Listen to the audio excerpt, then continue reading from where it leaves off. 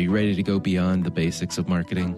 I'm Alan Hart, and this is Marketing Beyond, where we talk about the questions that spark change and share ideas that challenge the status quo. Join us as we explore the future of marketing and its endless potential.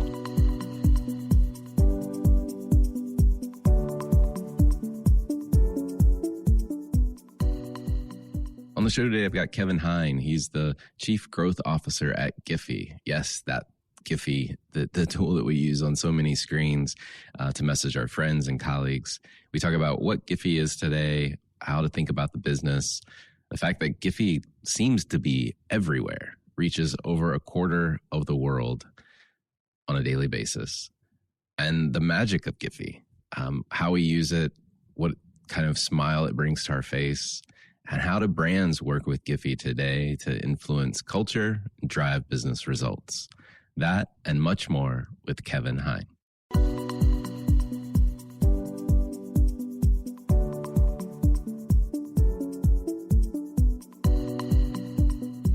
Well, Kevin, welcome to the show. Thank you. Thank you for having me. Yeah, I'm excited for this conversation. I mean, we'll talk a lot about GIPHY, but in the interim, as we try to get to know you a little bit, what is this about car detailing? Yeah, so it's something that has been with me my entire life. At a very young age, I was borderline obsessed with cleaning. It wanes here and there, depending on the job. But what has been consistent is my love for cars and actually detailing. So in high school, I had a car detailing business that paid for my gas and insurance. And to this day, I have a garage full of car cleaning products. I haven't gone to a car wash in 20 years. I refuse to, no matter what time of the year it is. And every neighbor and friends legitimately thinks I'm out of my mind because I love it. Yeah. I love it. I love the final product. I love the process. It's soothing. It's therapeutic. And I understand that 99.9% of the people are saying that is the last thing I would ever want to do.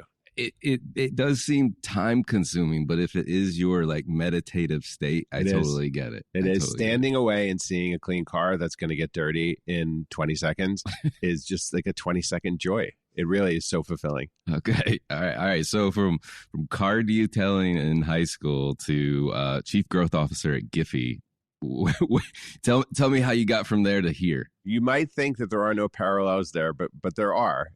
Some of the best thinking that I do when I am cleaning cars, whether it's just like a wash or whether it's a full detail that could take hours, it's that type of thinking where you're not distracted and you're really like pulling all the levers. So when it comes to what we do today, those are some of my calmest moments where I think about the biggest decisions I need to make for the business, especially the ones that don't have a clear forecast to them, what you can't control. Like those are some of, I did it last week. I was cleaning. We had a 50-degree day. I got out there and I made some really good decisions for the business. So that is a natural parallel that has tied through ever since my car cleaning at a very young age. Yeah, I can totally get it.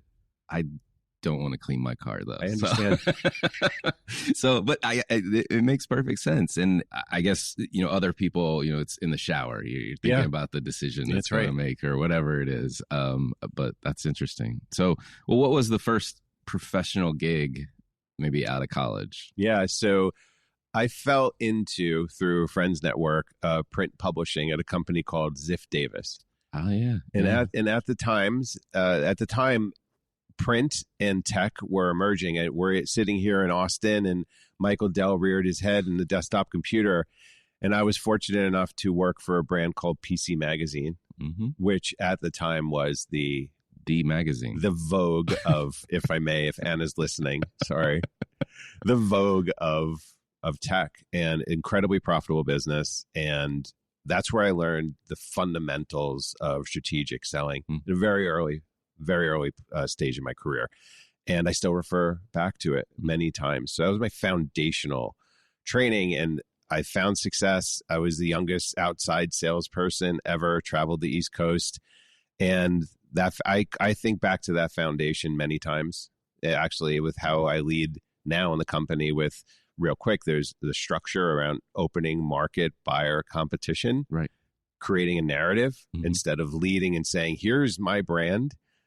It's being thoughtful about a client. And that is, I learned that from my Ziff Davis when I entered I love it. this market. I love it. And then when did you join GIPHY? I joined GIPHY a little over 6 months ago. Oh, wow. All right. Congrats. So thank you so much. It feels new, but at the same time, it feels already very familiar. Okay. Yeah, I created a plan with the team, and we've executed on that flawlessly. So it doesn't feel like 6 months. It actually feels just about right on time. That's good. Yeah, That's thank good. you. Yeah. Well, tell me about GIPHY today. I think a listener would have to be living under a rock to not know what GIPHY is, but like, how should we collectively think about it as a business? Yeah, so you bring up such an important point, and the roadshow that I've been on the last 6 months focused on clients, agencies, client direct, all across the board, our strategic partners as well. The reason why I bring that up is because when we start having conversations like this, and I'm going to do it to you right now, and you'll see it happen. So when you think of GIPHY, like, what do you think of? No wrong answer here, but literally, what do you think of? I think of meme wars in work or texting back and forth with my daughter, trying to get the tone right. Okay, so business Right. and personal, Yeah. and trying to capitalize on intent versus reception because you might not have the right text or you want to be the cool dad, right? Exactly. Okay, so we're going to continue down this journey if you don't mind. We'll Yeah. stay away from the work stuff for now. So with your daughter, do you remember the last message that you sent her or the last GIF you sent her fueled by GIPHY? Oh, that's a good one. I don't remember the exact one, but I know it was basketball oriented. Okay, so just the fact that you're physically doing what everyone does, which is smiling, because it is an extension of our emotions, and it's always a positive emotion. Right? Yeah. So sometimes these feelings and associations with GIPHY and GIFs are commoditized because we just see them as a fleeting moment of a positive emotion. But think of how powerful that is. And let's go to the corporate side. Right? Yeah. So it's like, whatever it's usually around Microsoft, right? You're working in teams. Yeah. Something's going on. It's either a fun, quick conversation or somebody's getting frustrated and you kind of want to shut it down. Right. And you pull that magic GIF and it just right sizes everybody in a very respectful, funny way. Yeah. Right. So like those are two very powerful moments. But the point is around it that we don't think about it that much. Mm-hmm. Like, and that's our job to help people understand the thinking process of, we'll say Google might be someone's default search engine, right? Right. GIPHY is by far the default search engine for any type of meme, GIF, sticker, but it's so ingrained in our behaviors, right? The thousands of messages that we send on a daily basis that you sometimes don't really connect it. But whenever I prompt somebody, they know immediately. Like your words, not mine. You said, like, the rock you have to live under if you don't know GIPHY. Right. So today I'm excited to get to the area of where we talk about how do we translate this with brand marketers for them to extend that feeling and that, most importantly, that connection within messaging. Right. It's so powerful and so underutilized. And to your point, and I guess even my assessment, like I'm using a phone to work messaging system, GIPHY's everywhere. Yeah, it feels like. Yeah, I mean, you guys have done an amazing job getting GIPHY in the right places for those moments where I need to ratchet up the emotion in the team meeting, or I need to, try to be the cool guy to my daughter, or try to communicate something that I can't really communicate in words to my wife. Yeah, that's exactly right. So, I mean, it seems like the proliferation, I guess, of where you are, is the distribution job done now? Yeah. So the distribution job is never done. It's constantly evolving, and we could get to that. So I wanted to thank the founders over the last decade who have done an exceptional job. They're no longer here. They've done an exceptional job building their relationships with those surfaces. And if you think about iMessage, Meta surfaces, TikTok, Reddit, just goes down the line for many, many more.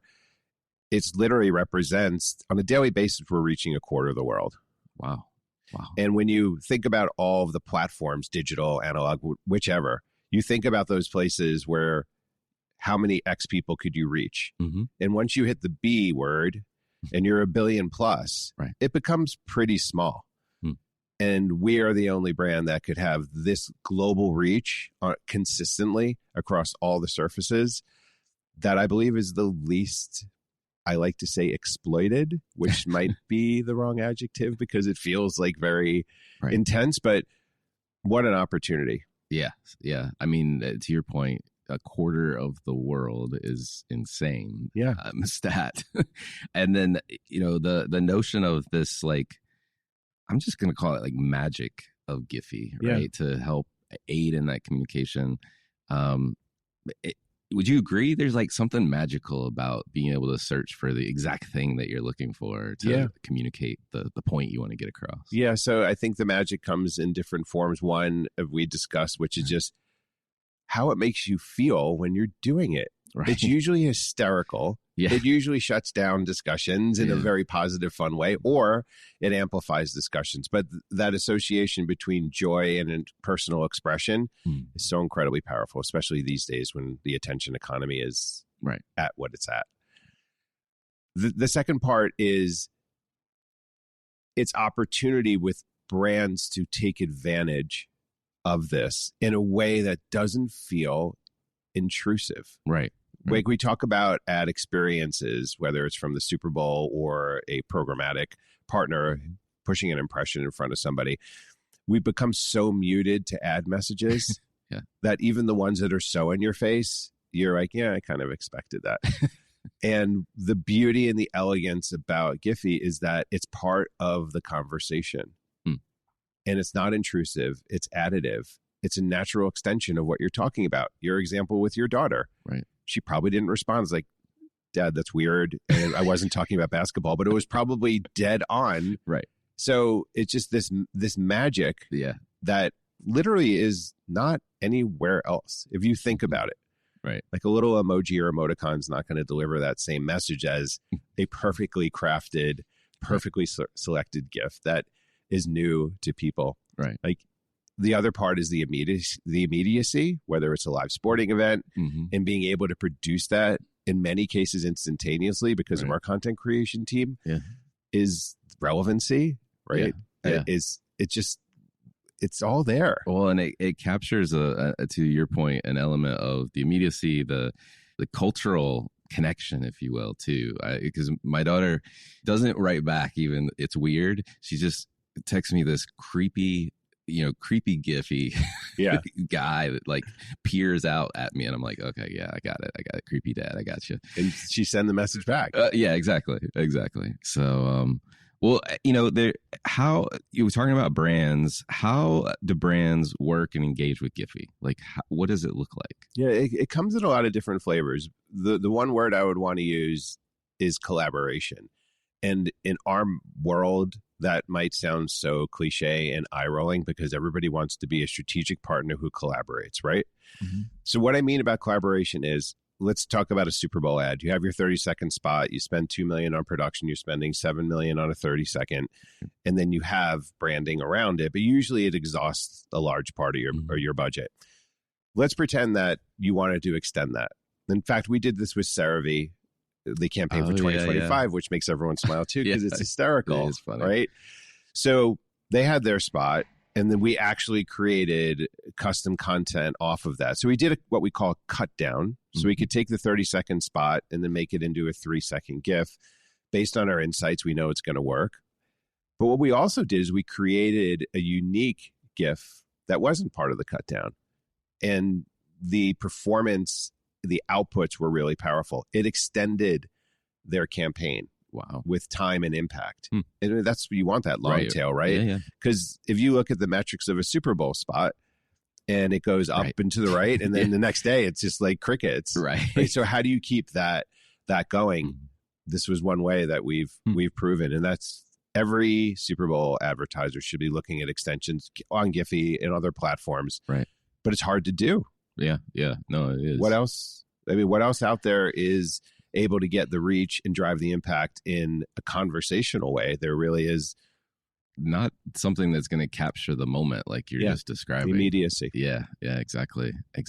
And I mean, in that case, I'm guessing you guys were working with the brand and the agency in some regards. Do you also work direct with brands? Yeah, so that's one example of taking big, splashy, creative ideas. Yeah. So another one could be a campaign that they're building right now. So for a couple of months. So I've seen a couple panels where the CMOs across the board have boast, we just want you to get in earlier. Right. And every person on the other side's like, we want to get in earlier, but we usually don't. And that's no one's fault. Right. When we are in early enough, we're able to work with clients directly, media agencies, and I'd like to say very closely with creative agencies. And the reason why I want to emphasize this is because on the collaboration theme, we understand that agencies have margins within their creative agencies. Like I'm talking holding companies that have sub or standalone creative agencies. Right. We want to protect those margins. We are not going to come in to say shift a fee here. We are not going to be blockers. We are not going to challenge creative that the client hired to do a job. We work fluidly and just so in an elegant manner with them because we just want to use their momentum. Now, where we start to add value is using our insights off of that audience with that reach to say, hey, how about this? Or how about these words? Or how about this color? Or maybe we do this variation. In creative agencies, that might be billable for them. Right. We're not trying to make them more money, but we're trying to create the most effective campaign. And we can do it so quickly. The dexterity of my team is unlike anything I've seen before. A, because they love it. B, because we have these insights. And C, we know how to do this. Right. So I'm talking about, in some cases, 24-hour turnarounds. Wow. And we're in market. Sure, we like a little more breathing room if we're using the third part of what I like to say, our studios. Our studios team, we have a significant studio in LA. We have a mobile studio. In fact, we have it here in South by. And what we're able to do is create GIF-based content or short-form video content within our style. And we've got the whole setup and we can do full production. So a couple weeks ago in our New York office in the Empire State Building, we have a studio there as well. We hosted big names from NASCAR. Wow. And right now, if you look at NASCAR and GIPHY, you're going to see some of the biggest names creating GIFs. So we scale either way, but it's a full Hollywood level production that we could do in a short period of time, multi-days, or something really quick that we can do an event like South by. We scale it and we're not going to hurt margins because if you're running a campaign with us, we're going to include it. Right. Which is unheard of now. Like, brands don't get it. They're like, what's the catch? Exactly. I mean, I love the fact that you've got the studio horsepower, you've got it on a mobile format so you can take it where the action's happening.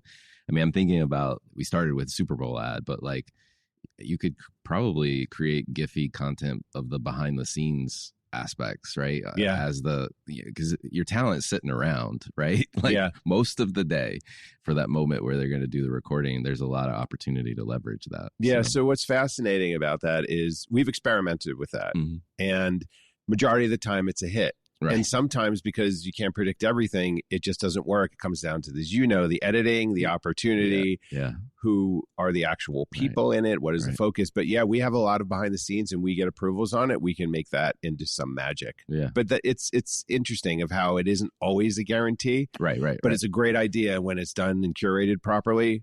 It screams. And it does incredibly well. Well, and from as I think about it, it's just that little extra for the chance for explosion of virality, if you will, or the extending the life of anything that you're doing. I mean, it seems like a very efficient play. It is. And we want to tell more of that story. Okay, awesome. Well, we talked about a lot of examples. I didn't know if there's any other examples you want to share in terms of like how GIPHY comes to life in brand campaigns. Thank you. I have a recent example that I'm incredibly proud of. I am so proud of it that at times my team eye rolls because of it, because they know it's coming. It almost turns into a dad joke. But on the serious side, we've all been really impressed by this. And the campaign that we just received approval for this, so I want to openly talk about it. About October, there was a brand under the Pepsi umbrella, Mug Root Beer. Yeah. Are you okay? I'm familiar with it. Are you from the Northeast, or have you always been down here? No. I travel a lot, so I've had Mug root beer on the road. I believe. I know I've seen it and I've had it. So Mug, as a brand under Pepsi, has established themselves as, let's carve out like kind of a cool niche without, like, when you're cool, it means you're not trying. Right. So it's the Fonzie effect. It is. Yeah. It is the Fonzie effect. And they are capitalizing that, and they're doing it really well. So previously they had a contest where you the winner of the contest won a stick. Like that whole, right. Run a stick. That's the exact face. And it was incredibly successful. So they wanted to continue that momentum with us. They had a great idea to have a person who's about 6'5" put on a dog mask. Yep. Put this together in your head, and I'll show you some images later. Everyone could search it now on GIPHY. Puts on a dog mask. Our studios team spent a full day with him, and he did all these things you can imagine and not imagine, from pouring mug root beer onto bacon to post editing around him on a rocket ship saying Happy Thanksgiving. Like 60 GIFs were produced from this campaign. So the one prerequisite from Pepsi was, we're going to send you our sales data. And what we want to see is a lift in sales. Of course they do. So when I first heard this, I see the outputs. And if I show you them, or you could probably imagine them in your head. Right? These are if we talk marketing funnel, the highest level brand builders. Right. There is nothing in it that's going to say, oh, there's a coupon for me, I'm going to go. Right. Oh, I'm at 7-Eleven. I think there was a tie-in here. There is nothing. There's nothing to click to. There is no action here. But we created 60 pieces of material that were distributed throughout the world with their campaign. So our data scientists worked with the feed, which was direct aggregate sales of root beer. Right. It's obviously anonymized, so it's nothing privacy. Right. And we ran a 8 geography. I don't want to geek out too much here, but we did a synthetic holdout. Right. Yeah. We did 8 geographic regions. The science is strong. And after about 3 weeks, our data scientist comes and say, hey, we got some data. I'm like, please don't be negative lift. Please don't be negative lift. Just like 0.1% and like anything. He says, we're seeing over 4% lift. Whoa. I said that. And I said, no, you're not. No, there's no way. Right? That's what I said. Yeah. Nothing against GIPHY. Right. Nothing. It just, no. I've seen thousands of campaigns, and this isn't the one that's going to have 4% lift. So he worked on it more, and he said yes. And then I said this, and there's an incredible data scientist, there's incredible marketers across the board. Right. I'm going to use P&G as an example. Mm-hmm. Would you go to Cincinnati in front of a data scientist at P&G who's been doing this for 30 years and put this down and say, this is the data? Right. And he goes, yeah, definitely. And then the campaign ran, we got more data, and it is a 4% lift with a 1.5 times ROI. Wow. And I saw this, and I was a believer the second I started working here. And when I saw this, my jaw dropped. Right. And sure, we want to replicate this in many places. And yes, it was a perfect formula. Right. But that is astonishing. To me. No, I agree. I mean, especially in categories like that, you know, 1% is a slam dunk. Yeah. Like to get that outsized growth. I mean, you're taking share, right? Like you're taking share from the competition, and it's pretty amazing. Thank you. And what validated even more when we were on with the client, 8 geographic markets, 3 of them are ones that they do extremely well in, and the other 5 are scattered around the country that they don't. And I wasn't sure how they're going to react. Right. And we have 100% certainty on some of these markets. I said, nothing's 100%. It's like, no, we're 100% certain of this lift. So I'm sitting here waiting for their response. Those 3 markets had very little lift. And they said this, we're doing well in those markets. We didn't expect to see lift. Right. So now it validates the data even more. Right. So it's incredible. That's crazy. That's wild. I think we might be getting to this later, but when I think about this opportunity, what I'd like to see more energy from brands is around this experimentation part. It doesn't have to be GIPHY. I hope it is. That would be wonderful. I would like to see senior leaders spending a proportionate amount of time in the areas that are that 10% experimental instead of or with junior people who are charged to find whatever that next TikTok is, right? And because we're not seeing that as much, we don't get the same type of rigor or enthusiasm with, we're reaching a quarter of the world every day. We bring joy. We're brand safe. Right. We should pressure test this a lot more, like with your core campaigns. And it won't be a large out-of-pocket investment. And now across CPG and beverage, you can drive sales. Like, to me, that is utopia. Yeah, no, definitely. Who wouldn't want to exploit that? I can't think of anyone that would want to do that. Yeah. I mean, it's phenomenal. That you said it. I'll rephrase it, but it's a slam dunk. Yeah. I mean, that's an amazing case study. Well, I know we may pepper in GIPHY here in a minute, but I'd love to switch gears a little bit and get to know you even better. Thank you. My favorite question I ask everybody that comes on the show is, has there been an experience of your past that defines and makes up who you are today? Not a single experience. But what I've been saying a lot to myself, and thank you for asking. Yeah. It's interesting to be reflective.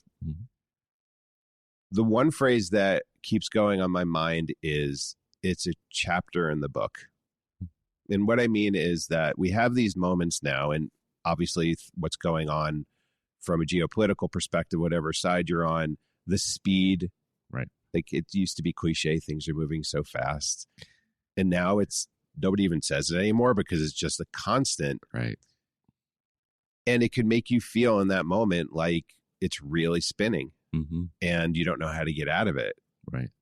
So I'm using this theme, and even when I'm being reflective for years back, I'm consistently saying to myself, it's just a chapter in the book. Right. And it helps frame out it as a moment instead of everything is going to happen this way. Right. So it helps me step back and look at the incredible moments that are like there's a saying, something like, you're never as good as you think you are, and you're never as bad as you think you are. It's like, that's right. Somewhere in the middle is the truth. I think there's a Scott Gallowayism in there somewhere that I'm stealing from incorrectly.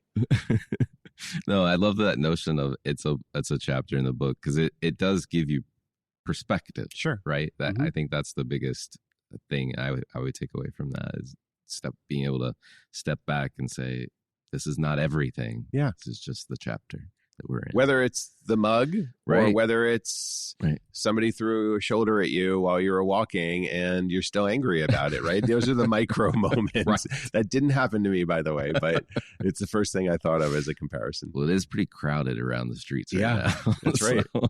Well, what advice would you give your younger self if you're starting this journey all over?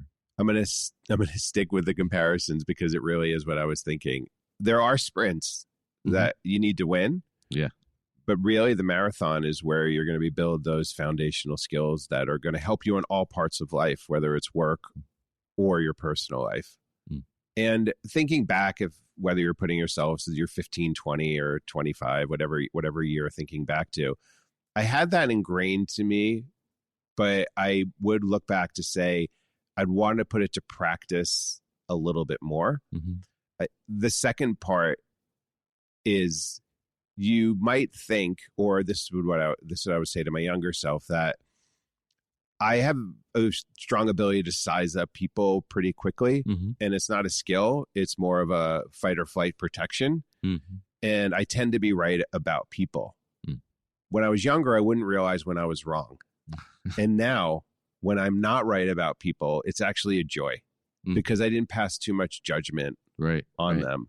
And it's not a pat in the back for me at all, but it's like a really beautiful, humbling feeling when you're wrong about somebody, because you gave them the chance and the space to see them instead of inserting your biases to somebody. Right. So I think that is a really important message that I'm now telling my 17-year-old self, who has a profitable car detailing business, by the way, enough to pay for gas and for insurance and for a movie. Oh, wow. Okay. So it's kind of in the family, I guess. Yeah, that's right. That's exactly it. Well, I'm just curious. You think there's something that either you're trying to learn more about or you think marketers need to be learning more about today? Yeah. And this might tail into a later topic that we might navigate to. But one of those areas is, and it is the most cliche 2 letters that we could say right now, it's AI. Right. But I want to elaborate on this because I've noticed that it's a topic that people are familiar with and have an opinion on. Mm-hmm. But I would say 90% of the people I interact with aren't experimenting with it. It's more of like a binary decision in a lot of people's minds. And that, I'm not being critical. It's just what I've observed, which is, I'm not going to do that. I don't need it. It's going to overwhelm me. And then you have people that you see across all social surfaces that are like writing code and they're defining the next AI vision and they're so in it and you don't understand a word that they're saying. Right. I'm noticing that there aren't a lot of people in the middle. And I'm extending this to brand marketers and agency leaders across the entire chasm, most senior CMOs down to somebody who just got in the business. My point with this is, I believe people need to experiment more. Just start with a model of your choice, could be ChatGPT, and type in, I need you to help me navigate around Austin because I'm lost, and just see what happens. Right. It doesn't have to be this deeply scientific thing. And then on the other side, because I've been using ChatGPT, the paid version, not the $200 version, but I think it's $10 a month or so. Right. And I really experiment with it. And this past week, I tried to create an ebook and integrate with Canva. Are you familiar with Canva? Yeah. So it's supposed to have a natural tie-in, and it's something I just spent a little bit of time on to experiment because I want to see if it could actually take a template from Canva and the text that we create and turn it into something. That was it. Right. And just like going through that cognitively, the points of friction, the areas I was stuck or bored or frustrated and inspired, is very hard to put into words to people who don't experiment with it all. So I see the overwhelming majority of people aren't experimenting with ChatGPT or any type of model enough, because when the time comes when you need to be dexterous and proficient, no matter who you are, you're going to have a steep learning curve. So I want to see more of that. It's so much opportunity there. And I think people need to experiment with it more, especially when thinking about brand campaigns, and just it's all tied in. So that's one area. I love it. Well, are there any trends or subcultures that you follow you think other people should take notice of? Yeah. So on the subculture side, I alluded to it in the category around AI. Whatever social surface you prefer. Mine happens to be, for this conversation right now, aside from GIPHY, of course, is TikTok. And I've been consuming TikTok content since it was Musical.ly, when my daughter started using it and I saw it was such a strong trend. And then when it became TikTok, my point is the influencers, creators, the people on the edge, the people that are really driving this long tail economy of independent contributors, some of them are incredibly smart, really pushing the technology, really driving business. And these are going to be the people that are going to have the next business across all verticals. Right. It used to be, I'm going to sell this t-shirt, I'm going to integrate on TikTok shop. Now you're starting to see people do very sophisticated business. They were able to provide very sophisticated business solutions because they're grinding it out and they're doing it. And I think that's going to be our future. My point is, I don't think they're getting paid enough attention. Right. No, I agree. I actually met a magician not too long ago. I don't know. I'm blanking on his first name. Last name is From. He is a full-fledged content creator and magician. And just the power of his knowledge of how things like YouTube or other types of platforms and the algorithms are working, and the way he goes about testing and optimizing content. I was just completely blown away. And so were all the marketers in the room with me. Just the level of science Yeah. that goes into the creation process, because we always see the output and it's hilarious, it's funny, it's shocking, what, all of those things wrapped up into one. But the process that he would go through to optimize content was just I'm so glad you brought that up, because I'm not going to refer to the exact brand, but it was like a real eureka moment. I saw it today. There's a stat that I'm going to misquote so poorly, but a year's time in change now is about 18 days. Okay. So whether we subscribe to that actual data point, it's something about that. But the point was the amount of iterations that this brand does and the amount of times that they change all their landing pages is at a very high frequency.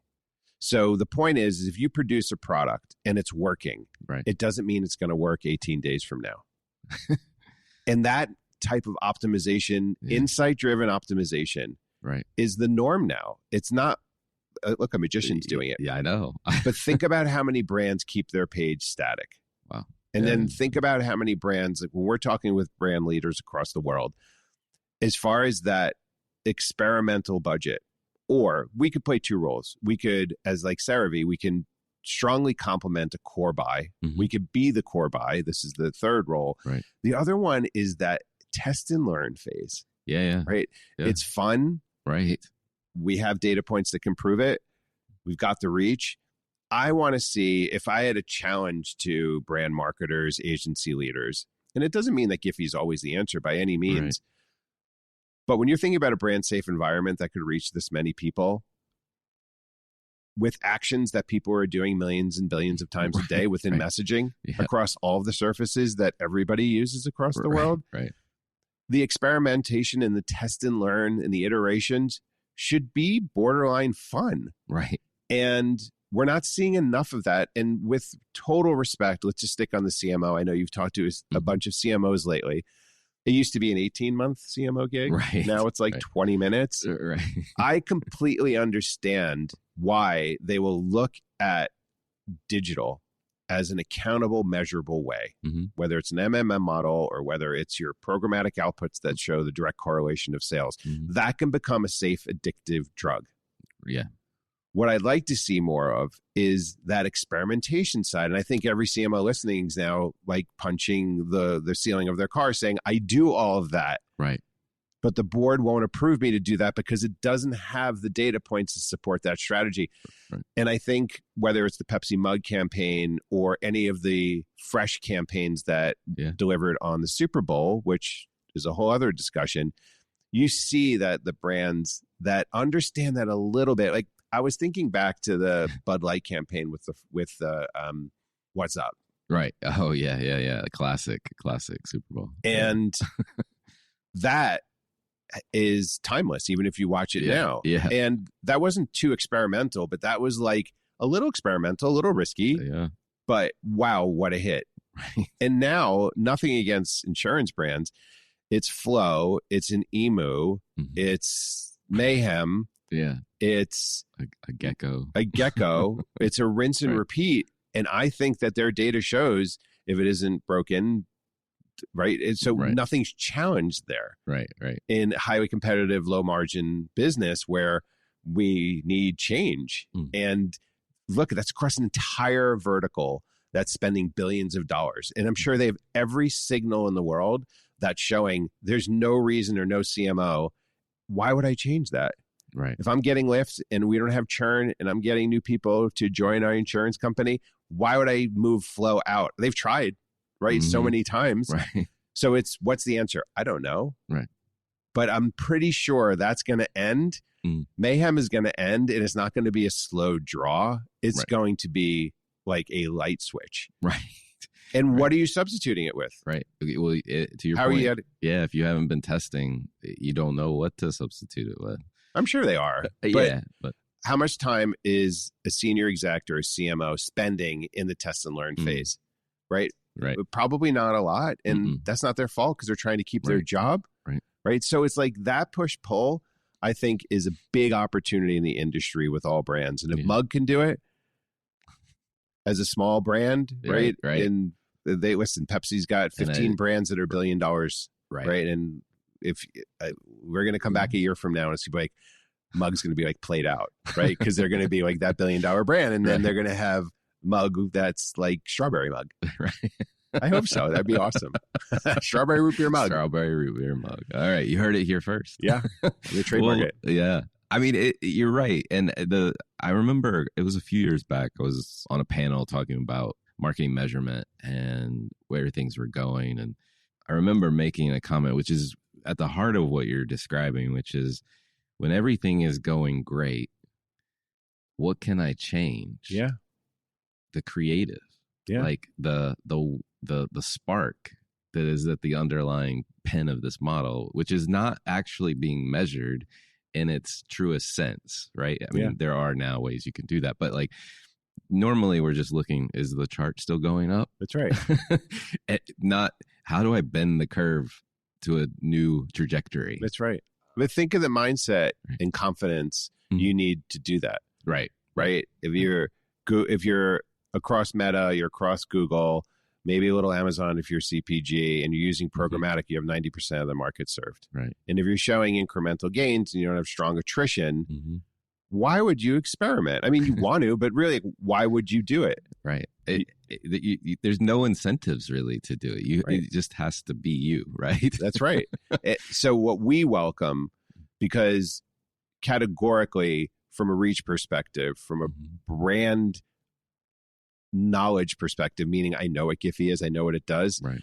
From a conversational perspective, from a brand safety perspective, it's like if you do the agency check the box, we've got them all. It's like, well, what do we do with creative? Oh, we can produce that in like 24 hours, or we can take a much longer time and do a studio shoot. Right. Right. So we are a very strong alternative, no matter if you're a small size company or a Fortune 1 company. And we are working.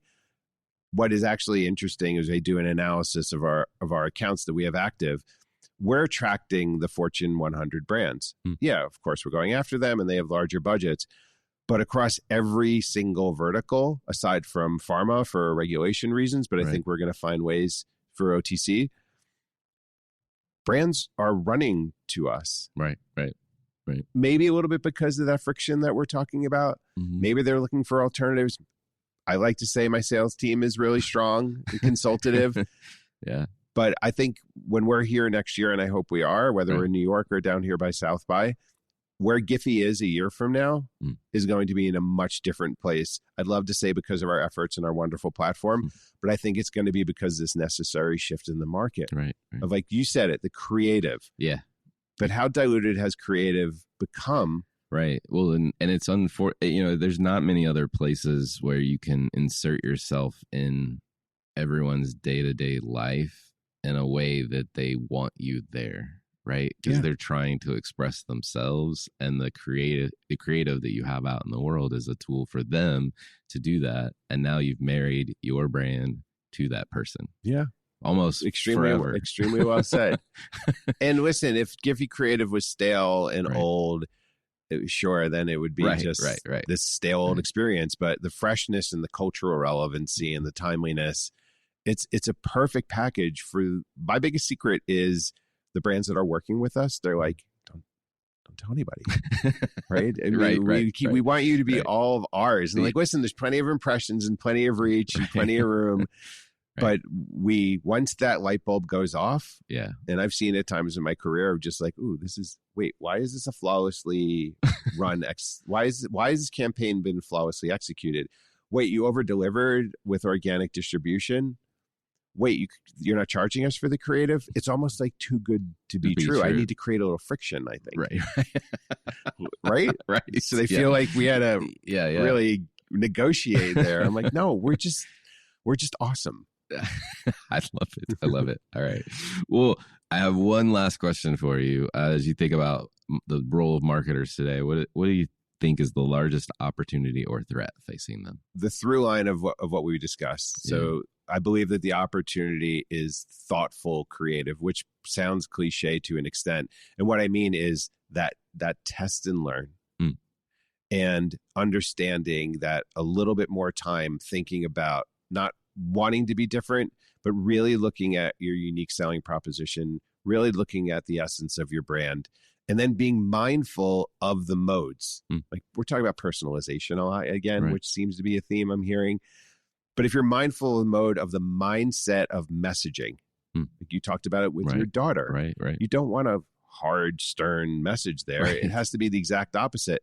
There's some elegance to that. So I think on the creative side, that is one of the largest missing opportunities. Creative plus test and learn. Got it. Well, Kevin, it's been a joy to have you on. Thank you for having me. Conversation, and thanks for helping me at least attempt to be a cool dad too. Yeah, thank you. It's great to be here. All right, awesome. The views, thoughts, and opinions expressed are the speaker's own and do not represent the views, thoughts, and opinions of Deloitte. Material and information presented here is for general information purposes only and does not imply endorsement or opposition to any specific company, product, or service. Hi, it's Alan again. Marketing Beyond is a Deloitte digital podcast. It's created and produced by me with post-production support from Sam Robertson. If you're new to Marketing Beyond, please feel free to write us a review and subscribe on your favorite listening platform. I also invite you to explore the other Deloitte digital podcasts at deloittedigital.com/us/podcast and share the show with your friends and colleagues. I love hearing from listeners. You can contact me at marketingbeyond@deloitte.com. You'll also find complete show notes and links to what's discussed in the podcast today, and you can search our archives. I'm Alan Hart, and this is Marketing Beyond.